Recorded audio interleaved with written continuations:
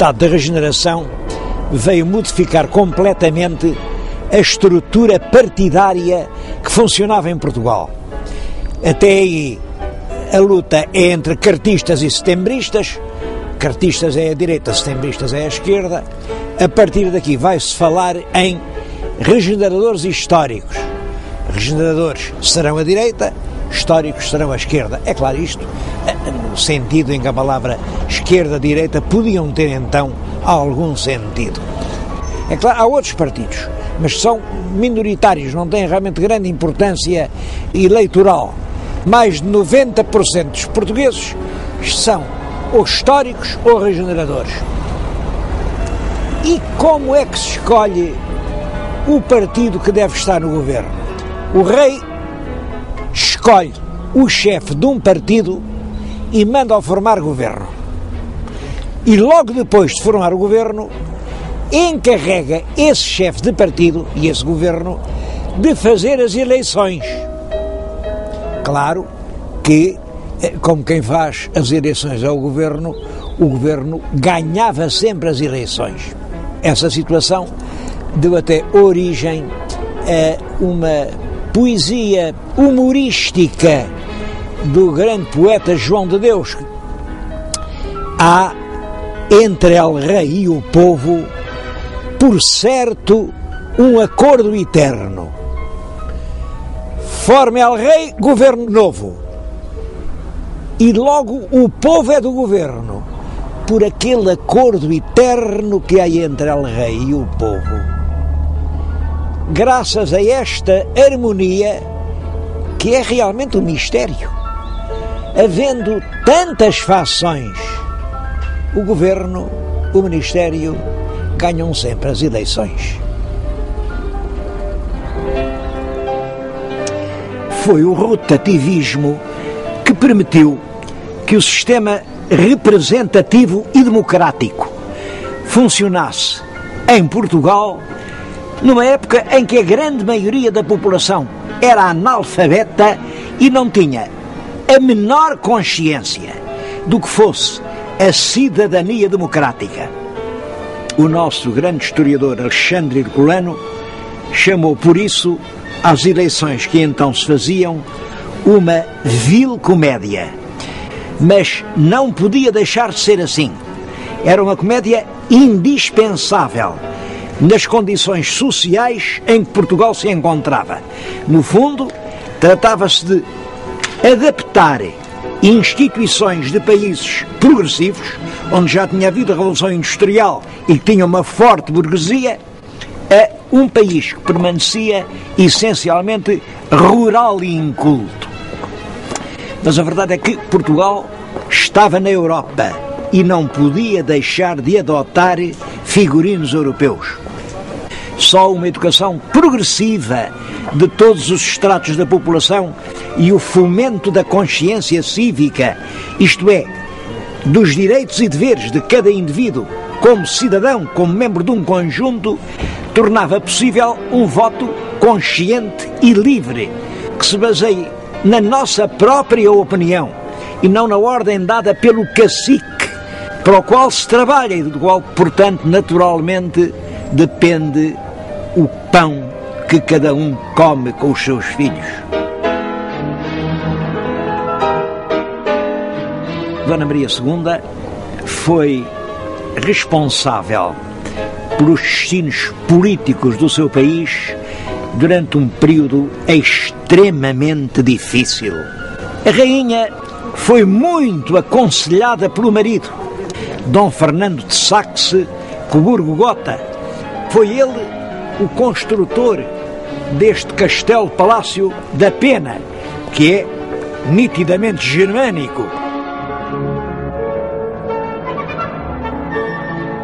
Já no século XIV, aqui, nestes picos rochosos, havia ermidas e frades.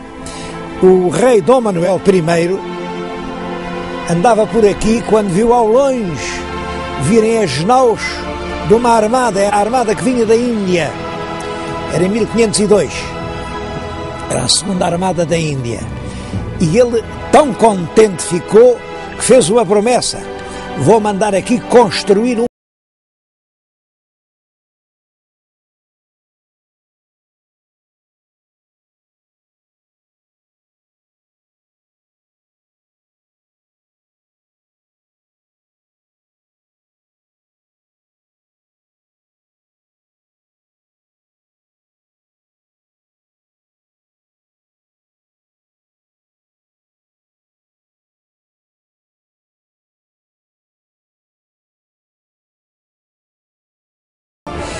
sofreu uma grande ruína com o terremoto, depois foi abandonado pelos frades e é claro, teve que ser restaurado.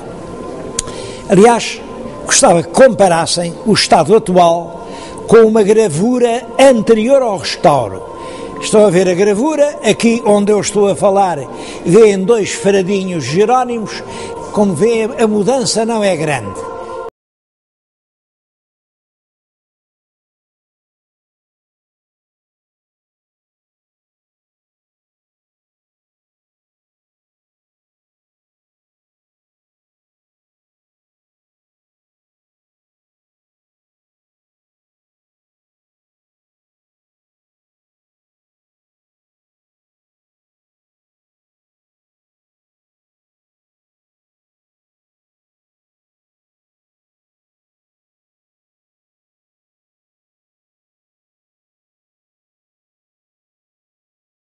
Em 1834, e todo o convento estava a cair em ruínas quando um marido da rainha Dona Maria II, o Dom Fernando, comprou isto e resolveu transformar o que restava do convento num palácio. A igreja ele restaurou-a, por exemplo, aquele vitral foi ele quem o mandou fazer na Alemanha e é uma glorificação do rei Dom Manuel. Veio aqui o rei Dom Manuel I, está exatamente assim a segurar o conventinho da Pena, como ele era antes das obras. Além vê-se o Vasco da Gama que regressa da Índia, estão os navios ao fundo, em cima é Santa Maria e São Jorge, e mais em cima ainda são as armas, a heráldica da Casa de Saxe, Coburgo-Gotha, e da Casa de Portugal. É impressionante como um príncipe nascido na Alemanha, que de Portugal, com Portugal não tinha nada a não ser ter casado com a nossa rainha, presta esta homenagem às navegações portuguesas. E como veremos, todo o palácio é uma homenagem a Portugal e à sua expansão no mundo. Mas aqui na igreja, o mais importante é o retábulo de alabastro de Mestre Nicolau de Chantrenne.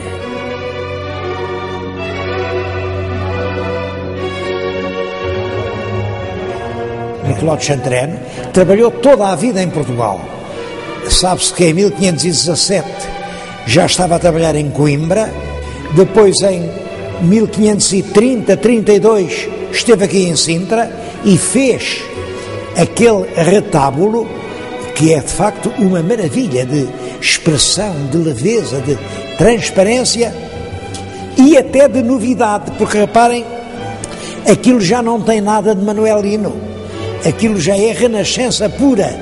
Dizia-se naquela altura que é ao romano, era a última palavra em gosto de escultura.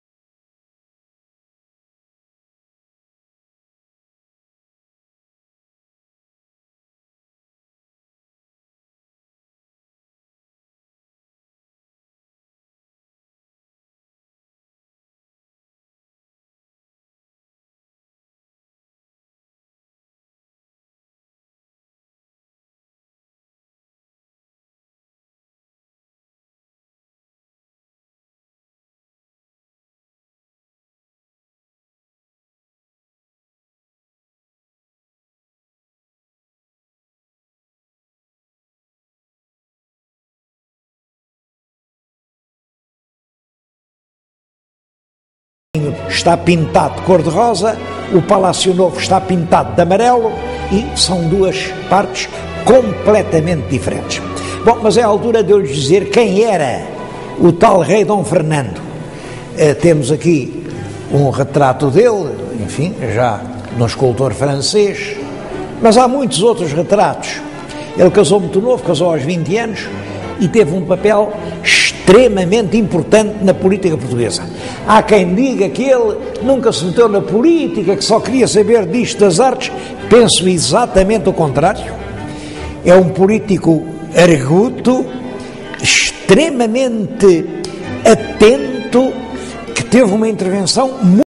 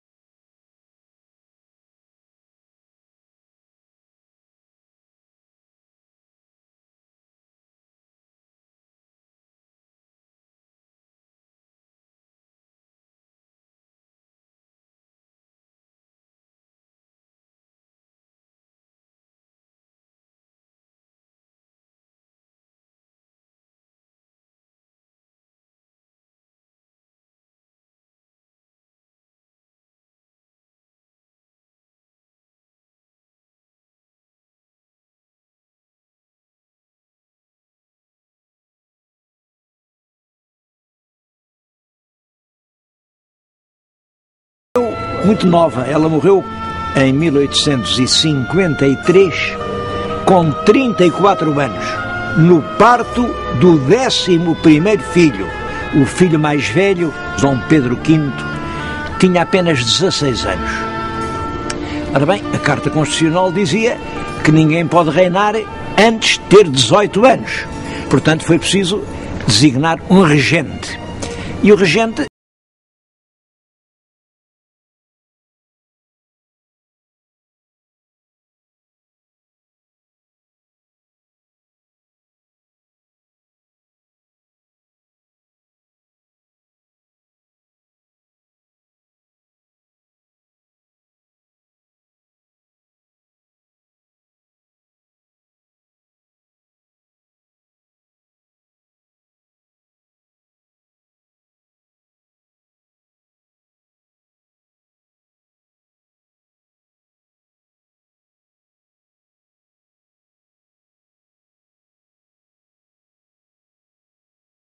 de 1857, quando o rei tinha 20 anos, uma terrível epidemia de febre amarela assolou os bairros de Lisboa e fez milhares de mortos.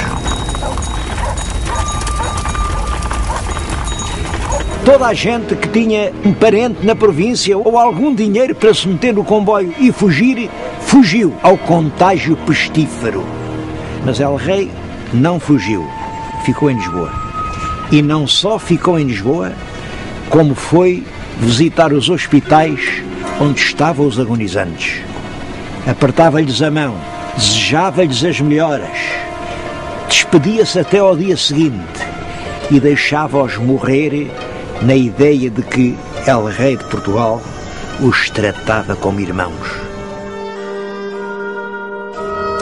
E ficou, na opinião do seu tempo, considerado uma espécie de rei perfeito, o príncipe ideal e generoso, em cujo culto e saudade se uniram os portugueses de todas as correntes. Bom, e realmente é certo que esse jovem deixou escritos que mostram que era uma pessoa inteligente, com um forte sentido de responsabilidade do Estado e um intenso desejo de progresso e de justiça. Mas é claro, ele reinou pouco tempo. Reinou apenas 6 anos, porque morreu aos 24 anos, vitimado por um tifo.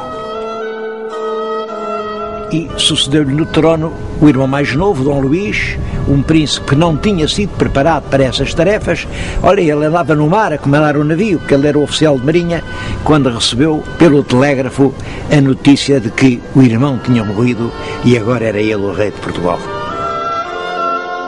O longo reinado de Dom Luís, que vai de 1861 a 1889, portanto dura 28 anos, foi uma das épocas de mais rápido e constante desenvolvimento do nosso país. O rei, segundo a ideia do tempo, não intervinha nas questões de governo. Era o símbolo da nação, cumpria as suas obrigações constitucionais, mas entendia que isso de governar, de intervir concretamente na decisão dos problemas, isso não era com ele, isso era com o governo. A verdade é que verificaram-se progressos enormes. São do tempo de Dom Luís coisas que nós habituámos-nos a ver e nem perguntamos quando começaram. Por exemplo, as praias de banhos, os hotéis das termas, os grandes jornais como o Diário de Notícias, o Século, é também dessa altura progressos industriais. Nasce a CUF. A CUF foi durante muito tempo o grande polo industrial português. Fundam-se instituições, por exemplo, a Sociedade de Geografia de Lisboa, como o Ateneu Comercial de Lisboa, o Ateneu Comercial do Porto. É durante esse tempo que se publicam as obras principais de Júlio Diniz, de Antero do Quental, de Oliveira Martins, do Teófilo Braga, que é o introdutor do positivismo em Portugal, de Eça de Queiroz. Esta era a casa, a verdadeira casa do Eça de Queiroz em Lisboa. é o Grêmio Literário. Fica aqui no Chiado, na Rua Evans. Ele vinha para aqui. Esta é a mesa onde ele escrevia aos seus amigos. Chegava à noite, sentava-se nesta cadeira, a esta mesa, tirava aqui o papel desta gaveta, e era aqui, com aquela letra comprida, rápida, que ele escrevia aos amigos. Ele chamava ao Grêmio Literário a sua quinta no Chiado. Daqui a pouco vamos ver a quinta. Bom, e aqui passam-se muitas coisas importantes da sua vida. Era a única casa onde ele se sentia bem, porque aqui só tinha amigos.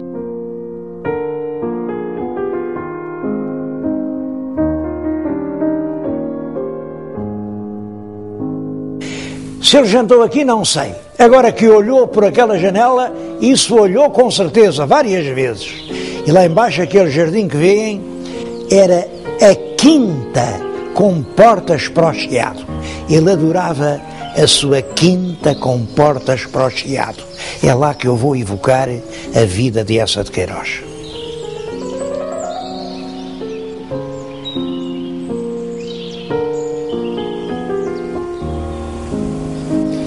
Foi aqui, neste pequeno jardim, que Eça de Queiroz passou longas horas, naquelas suas vindas a Lisboa, vindas de muitos meses, e vinha para aqui, estava rodeado de amigos, e ele sentia-se bem aqui, porque era amado, era recebido, era querido por todos. Eça escrevia muito bem, como sabem, mas parece que ainda falava melhor do que escrevia. A conversa dele tinha um encanto, uma subtileza.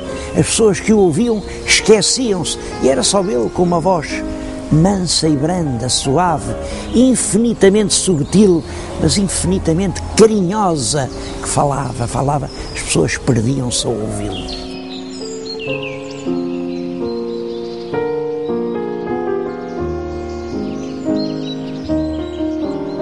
Talvez aqui não tivesse escrito, porque ele, para escrever, gostava mais, tinha assim uma secretária muito alta, era uma secretária muito alta, desta altura, punha-se em pé, escrevia em pé e com uma caneta nos linguados de papel branco, muito macio, muito calandrado, um papel que parecia cetim, a pena deslizava rapidamente.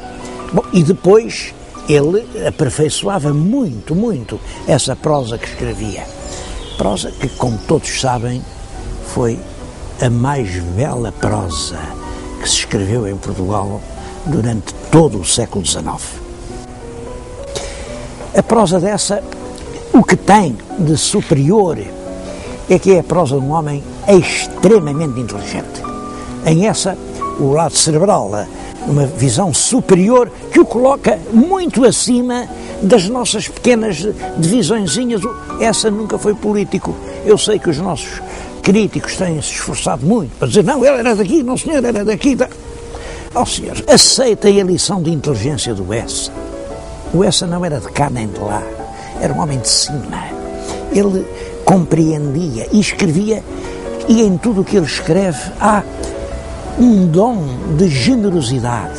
É um homem que ama sem o confessar e corrige sem ofender. É um espantoso prosador. É claro que na primeira fase do Eça, o Eça tem duas fases nitidamente, e é um facto que marca uma da outra. É o Eça solteiro, o Eça que não teve mãe, não teve lar, não teve família, e portanto é um homem que não teve aquela moldura humana, aquele casulo de ternura, sem a qual todos nos sentimos enregulados. Ele não teve isso, coitado, não teve. Isso sente-se na vida dele, sente-se, isso é um traumatismo terrível. Os primeiros escritos dele, eu creio que o Padre Amaro essencialmente reflete de uma maneira transposta e complexa, mas o drama do nascimento dele. É um rapaz que nasceu, imaginem, de mãe incógnita. Mãe incógnita, mas é um absurdo, pois é. É esse absurdo que vai realmente humilhar e ofender e magoar profundamente o Essa até ao casamento.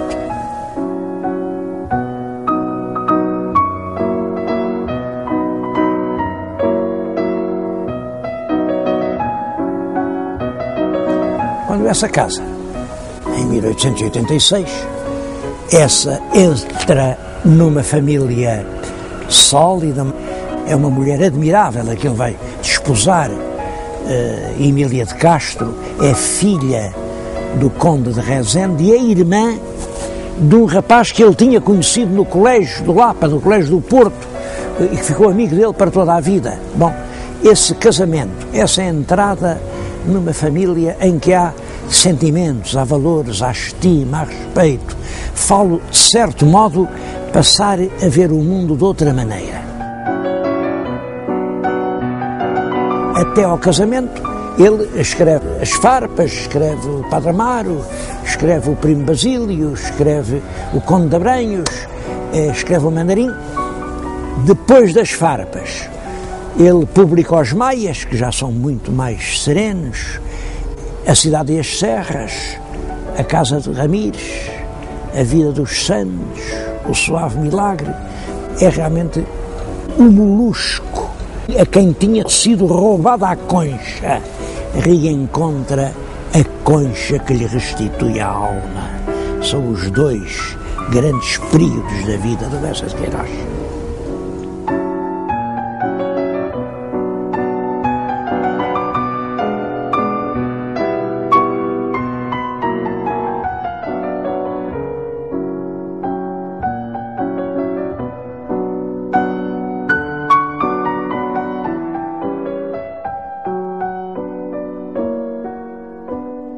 É durante esse tempo que se publicam os grandes códigos que ainda hoje estão em vigor.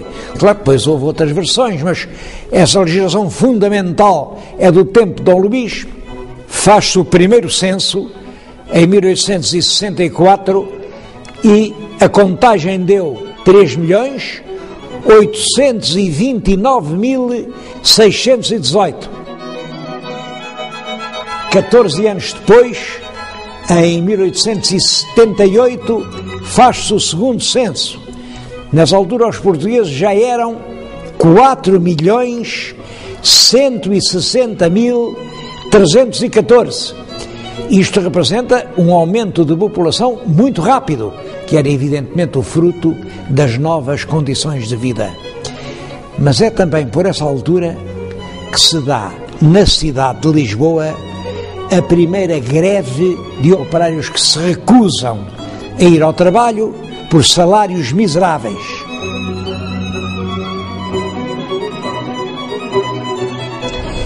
Este último episódio revela que se estava a formar, especialmente nas cidades, uma nova classe social.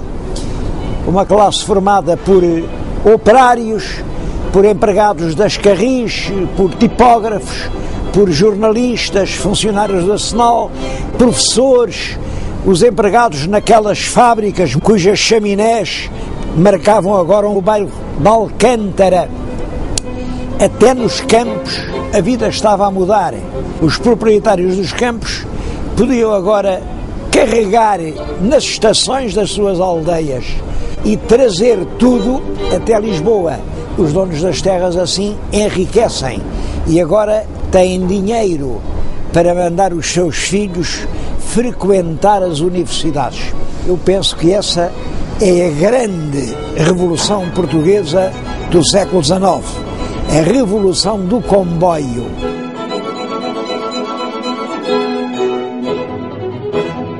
Em Lisboa crescem os novos bairros das chamadas Avenidas Novas.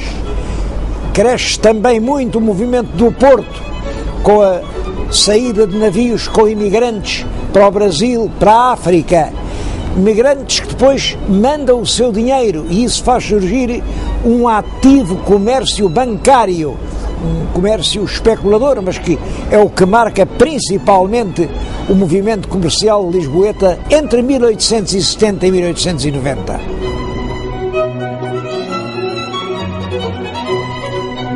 Eu estou a falar-lhes no Salão Árabe do Palácio da Bolsa das Mercadorias da Associação Comercial do Porto. É um monumento que foi construído precisamente na época de que lhes estou a falar. Aqui havia um convento de frades franciscanos. Foi incendiado na altura das Guerras Liberais, ficou em ruínas durante anos e anos. Então os comerciantes do Porto pediram que se lançasse um imposto sobre todas as mercadorias que entrassem na Barra do Porto. E esse rendimento seria aplicado inteiramente a fazer um edifício para Bolsa das Mercadorias dos comerciantes.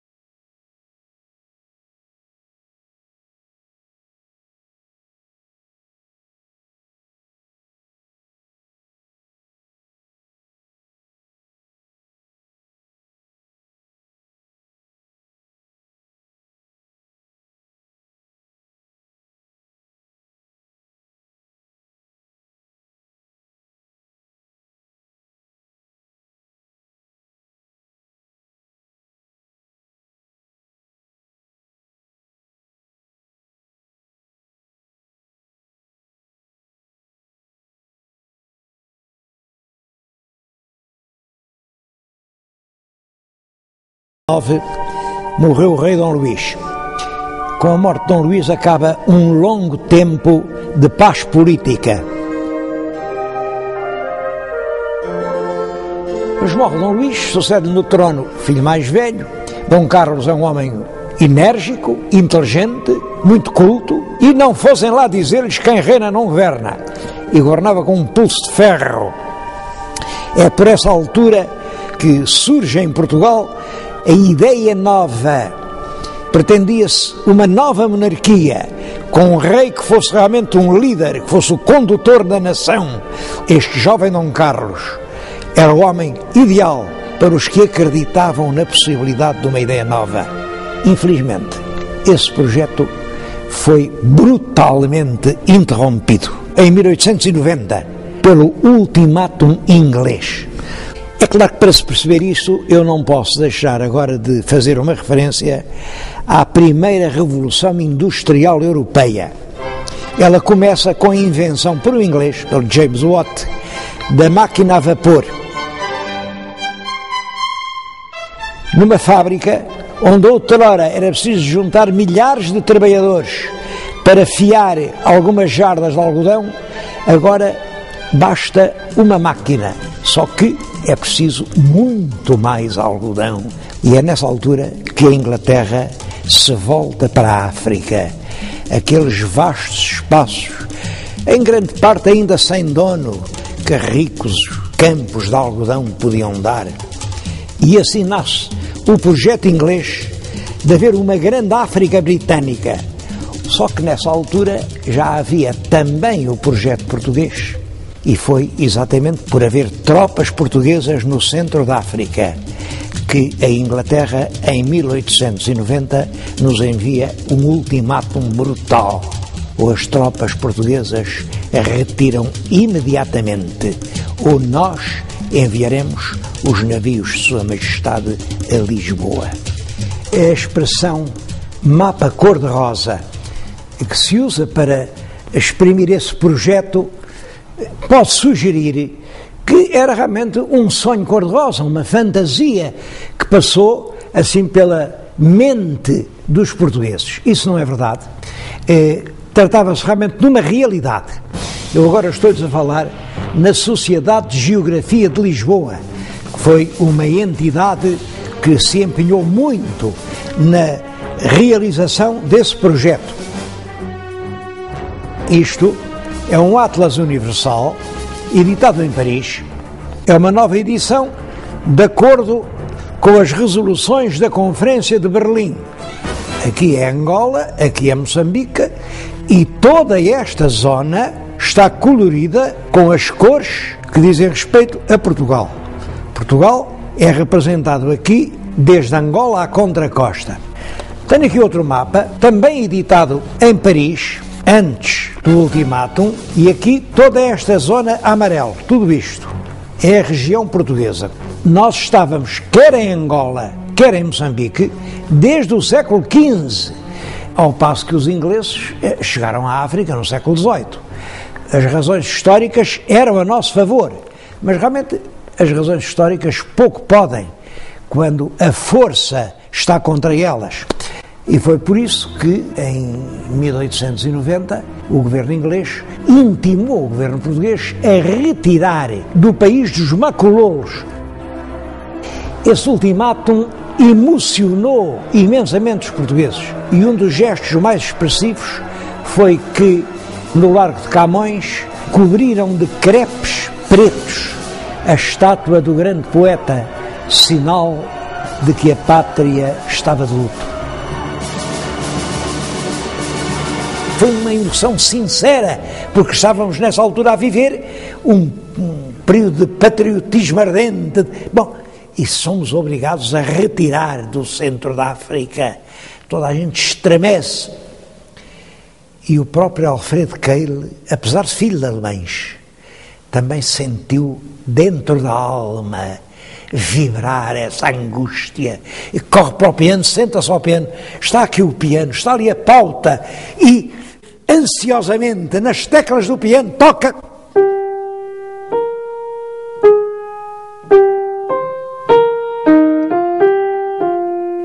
Chegou ao fim, leu, ficou entusiasmado. Era um hino empolgante, otimista, carregado de nacionalismo. Levou aquilo a um amigo, o Henrique Lopes de Mendonça, para escrever a letra, porque, claro, fazia a música, mas os dois, sílaba a sílaba, combinaram uma letra. A letra traduz muito fielmente o espírito da música. Heróis do mar, nobre povo, nação valente e imortal. Bom, e vai por aí fora. Aquilo é cantado na sociedade recreativa. Toda a assistência se sente entusiasmada e levanta-se em pé a bater palmas, e a partir daí, como aquilo era um hino, chamou-lhe a portuguesa. Devo dizer, qual foi quem dizia que aquilo misturava acordes da Maria da Fonte com acordes da Marselhesa, que é o hino nacional francês, revolucionário, e com acordes do fado português. Ele sabia muito mais de música do que eu, e portanto isto deve ser verdade. Eu nunca lá encontrei os acordes do fado, mas ele achava que sim, e toda a gente achou que sim. A verdade é que essa marcha guerreira, otimista, entusiasmada, levanta em pé plateias inteiras, entusiasma ao povo português. E os republicanos, que nessa altura ainda não eram muitos, mas que aproveitaram a questão do ultimátum para dizer: os ingleses só puderam fazer o ultimátum porque o governo da monarquia não sabia defender as colónias portuguesas, e com isso levaram essa ideia para a frente. É claro, era uma grande manobra política, isso não tem verdade absolutamente nenhuma. Pelo contrário, no tempo do rei Dom Carlos, os portugueses tentaram assegurar bem as suas posições africanas. Mas política é política e tudo vale. Era preciso deitar abaixo a monarquia. Há um verso dessa altura que diz que o governo da monarquia que está a fazer afundar a pique Angola e Moçambique. Imaginem o rei da rima. Moçambique com ir a pique. Estava-se tudo a afundar, era preciso a república para salvar o ultramar português. E, portanto, sempre que há uma grande festa republicana, toda a gente canta a plenos pulmões, com um entusiasmo imenso, com os olhos brilhantes de esperança, aquele hino do nosso Alfred Keil. Bom, e aí, quando há republicanos que cantam a portuguesa, portanto, intervém a guarda municipal, dá espadeiradas naquela gente toda, e a certa altura o hino do nosso bom Alfredo Keil é considerado como um hino revoltoso, um hino subversivo. A partir deste momento, Alfredo Keil é inscrito no rol dos malditos, dos que não fazem parte do clã governativo. É dos que não podem passar na portagem que é reservada só a aderentes.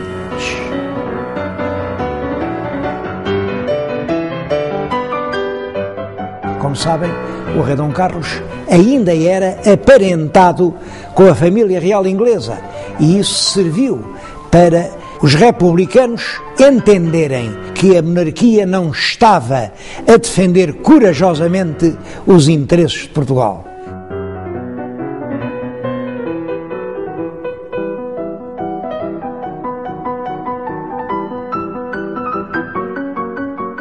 É no dia 31 de janeiro de 1891, portanto o ano a seguir ao ultimátum, que se dá aqui no Porto uma revolta republicana que é organizada por um jornalista que aliciou muitas praças nas unidades militares e sargentos.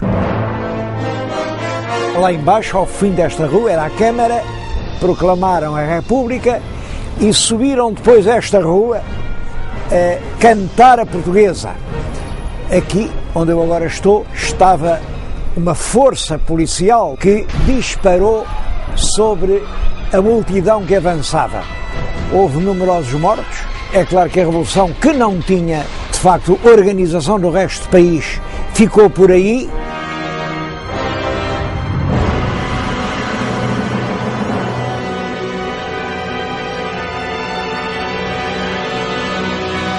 O reinado de Dom Carlos, que se tinha iniciado sobre as promissoras perspectivas da Ideia Nova, um projeto de um país progressivo, ordeiro, a andar em frente.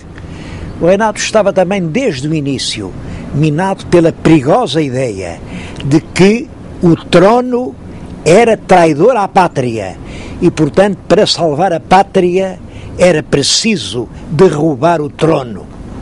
Apesar disso, a época de Dom Carlos é um tempo de progresso e de aproximação relativamente rápida à Europa. É também um período de importante expansão de Portugal em África. Em África, em 1895, um capitão de cavalaria, Mouzinho de Albuquerque, aprisionou um poderoso régulo local, o Gungunhana, e ele acabou prisioneiro numa fortaleza dos Açores.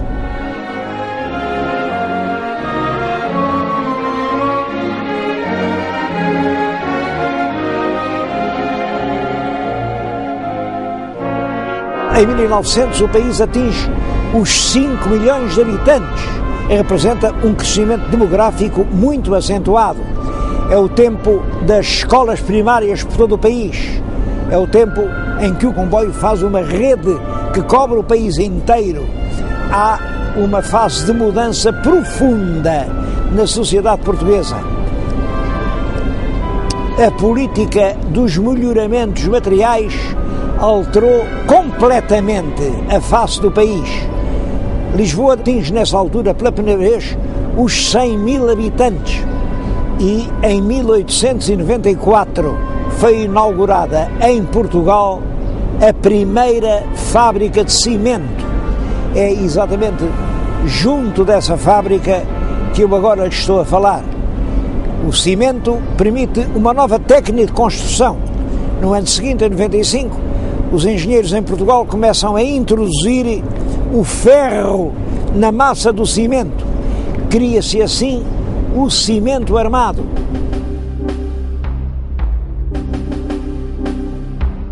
Pode dizer-se que nessa altura começa um mundo novo, um mundo que nós podemos construir de acordo com os nossos humanos projetos.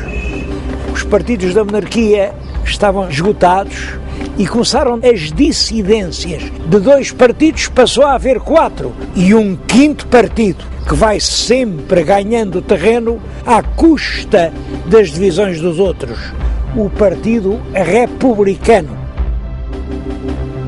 Tinha poucos deputados no Parlamento, mas eram extremamente combativos. Tomaram como grande argumento contra o regime a questão dos adiantamentos. O rei e a família real não tinham rendimentos próprios, portanto, é claro, o Estado devia-lhes pagar uma certa quantia para eles poderem viver. Essa quantia chamava-se lista civil.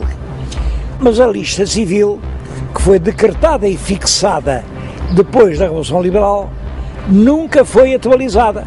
Os anos passavam, o dinheiro era cada vez menos, a família real também gastava cada vez mais e era necessário que o Ministério das Finanças fizesse uns adiantamentos à Casa Real por conta da futura lista civil. Um deputado, Afonso Costa, chegou a exclamar no Parlamento, dirigindo-se ao Presidente: diga ao rei, retire-se, senhor, saia deste país antes que tenha de entrar numa prisão. É claro que isto causou muitos protestos, o Presidente tocava campainhadas e Afonso Costa continuava: por muito menos crimes do que aqueles que cometeu o Sr. Dom Carlos, o rei Luís XVI em França viu rolar a sua cabeça no cadafalso. O Presidente chamou a guarda, expulsou o deputado, mas ainda foi pior. Por todo o país assinaram-se abaixo-assinados de solidariedade com o deputado Afonso Costa e foram entregues ao governo listas com 44 mil assinaturas. O rei entrou pelo caminho de dissolver o Parlamento, marcando novas eleições para o mês de abril de 1908. Devo dizer que isto estava de acordo com a Constituição, mas era o máximo que a Constituição previa e, de facto, permitia ao governo governar sem o controle do Parlamento durante quase um ano. É esse período que se dá o nome de ditadura de João Franco. Devo dizer que essa dissolução do Parlamento causou um enorme alarme político.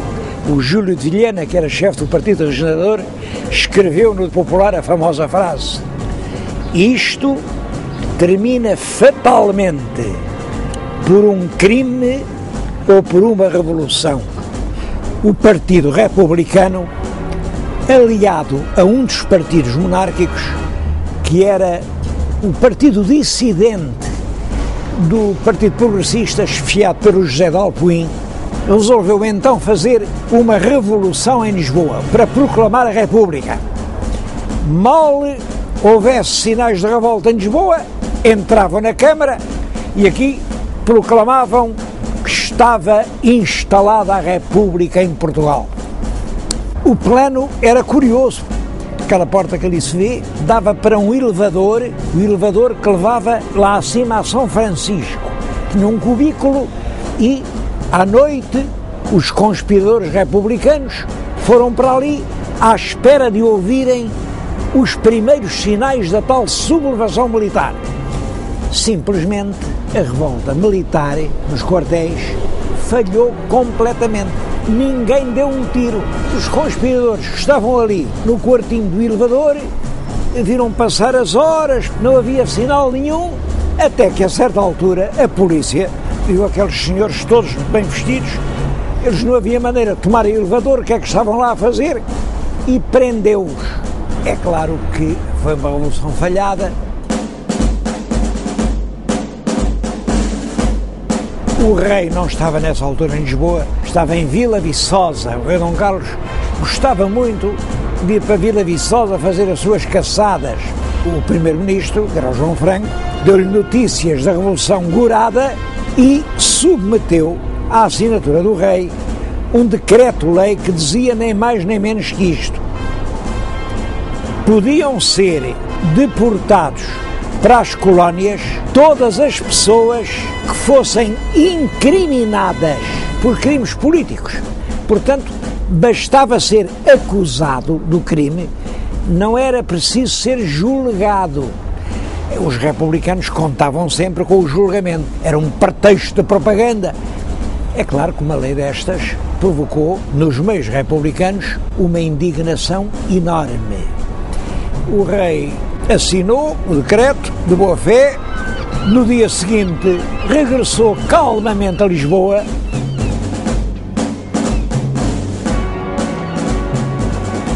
meteu-se com toda a família real num landau aberto e quando vinha atravessar o Terreiro do Paço, estava um conjunto de atiradores que o esperavam e ele foi abatido a tiro.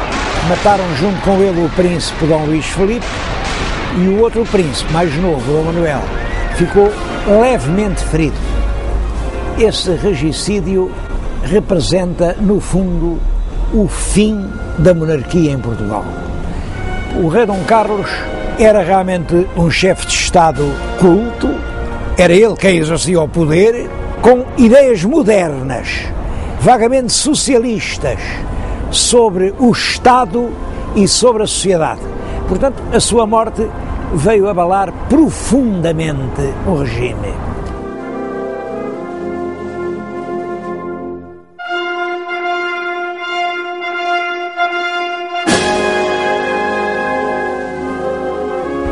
Quem lhe sucedeu foi o filho sobrevivente, o Dom Manuel, tinha apenas 18 anos, ele não tinha sido preparado para o governo e os políticos que o rodeavam, todos eles lhe disseram: está toda a gente excitada, vamos acalmar. E entra-se numa época política que ficou com o nome de acalmação. Essa política de acalmação também não deu resultado nenhum. Durante 2 anos, o pobre rei Dom Manuel foi forçado a mudar de governo 7 vezes. Havia constantes acusações à monarquia e, ao mesmo tempo, o Partido Republicano, todos os dias, via crescer as suas forças. Porque o país estava desiludido com o jogo dos partidos monárquicos e ansiava por um regime novo. Foi nessa altura que um grande poeta, o Guerra Junqueiro, escreveu: hoje em dia, quem diz pátria, diz república. Não uma república doutrinária, uma república estupidamente jacobina, mas uma república larga, franca, nacional, onde caibam todos os portugueses. Uma república não dos partidos, mas da nação. Era, como veem, uma aspiração generosa, que era realmente comungada por uma parte muito importante do setor da classe média. Eu disse muito importante e não disse muito numerosa propositadamente, porque esse setor estava longe de ser a maioria.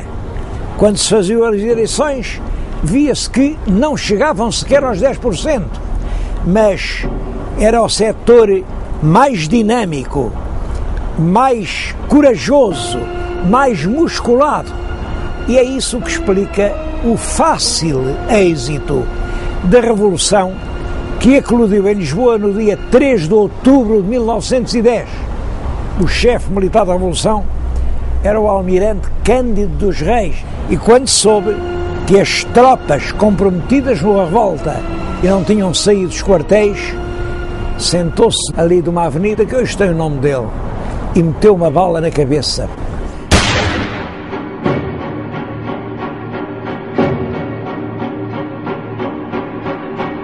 Os civis da Carbonária, esses é que vieram para a rua quando viram tudo perdido. Juntaram-se na rotunda, dispostos a morrer, mas a não se deixar vencer. Estava lá o Machado Santos, que era da Marinha, tinha com ele 9 sargentos e 200 civis.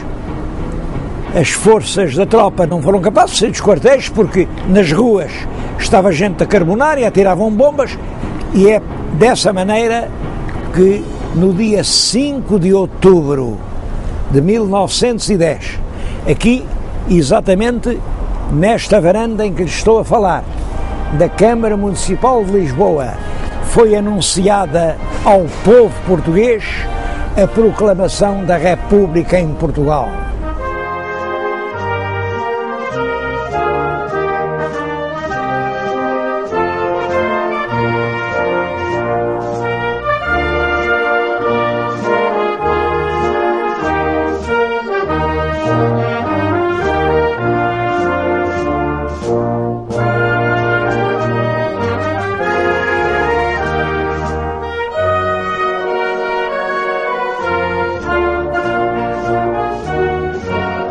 Longe daqui, na Ericeira, o rei e a família real embarcavam em barcos de pescadores, iam para o iate de Dona Amélia, e ainda julgaram que podiam ir para o Porto, mas no caminho o telégrafo tirou-lhes todas as ilusões. Também no Porto tinha sido proclamada a República e foram daí para o seu exílio de Inglaterra, de onde nunca mais voltaram.